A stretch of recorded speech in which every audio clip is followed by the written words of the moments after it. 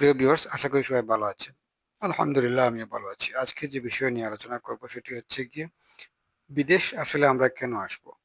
টাকার জন্য নাকি ব্যবসা করার জন্য নাকি সেটেল হওয়ার জন্য? আমাদের মুসলিম বিশ্বের মধ্যে একটি বড় বিরাট একটা সমস্যা হচ্ছে গিয়ে আমরা আমাদের নিয়তটাকে সহি করতে পারি না। বিশেষ করে বাংলাদেশীদের জন্য একটা আফসোস হয়। আমাদের প্রায় যুবকরা বিদেশে আসে সেটেল হওয়ার জন্য। অনেকেই আসে টাকা ইনকামের জন্য। এই ক্ষেত্রে আমাদের যে ভুলটি হচ্ছে, আমরা কিন্তু সুন্নত ফলো করতেছি না।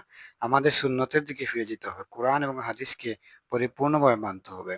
কোরআন এবং হাদিস যদি আমরা পর্যালোচনা করি তাহলে আমরা সাহাবীদেরকে দেখব এবং নবীর হাদিসগুলা পড়লে আমরা বুঝতে পারি আমাদের বিদেশ আসার জন্য আমাদের কয়েকটা সহি নিয়ত লাগবে। প্রথমত হচ্ছে সাহাবীরা বিদেশে আসতেন ব্যবসা করার জন্য।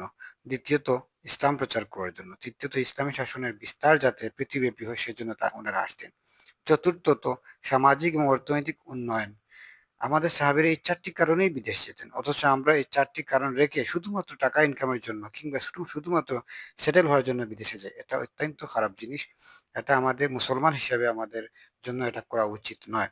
সেজন্য আমি বলি আমাদের নিয়তকে আমরা সহি করতে পারি। এই ছোট্ট একটা বিষয় শুধু নিয়তকে সহি করলেই আপনার প্রবাস জীবনটা সম্পূর্ণ জীবনটাই আপনার সওয়াবে পরিপূর্ণ হয়ে যাবে। আশা করি আপনারা সবাই বুঝতে পারছেন। আজ থেকে ইনশাআল্লাহ আমরা যারাই বিদেশে আসবো আমাদের নিয়তকে সহি করে আসবো। যে আমি বিদেশ যাচ্ছি সেটেল হওয়ার জন্য নয়। হয় আমি টাকা ইনকাম করব, ব্যবসা করব, সেখানে গিয়ে ইসলাম প্রচার করব, ইসলামী শাসনের কিভাবে বিস্তার হয় সেদিকে চিন্তা করব এবং সামাজিক ও অর্থনৈতিকভাবে স্বাবলম্বী হব সেটাই চিন্তা করব।